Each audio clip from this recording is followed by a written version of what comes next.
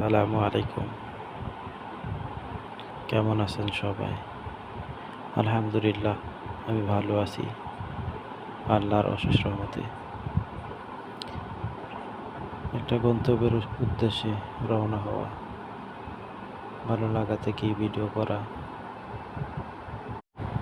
আমার কাছে ভালো লাগলো, তাই আপনাদের মাঝে একটু তুলে ধরলাম। কে কোথা থেকে দেখছেন, কার কার কাছে কেমন লাগেছে এই দৃশ্যটা সবাই বলে যাবেন।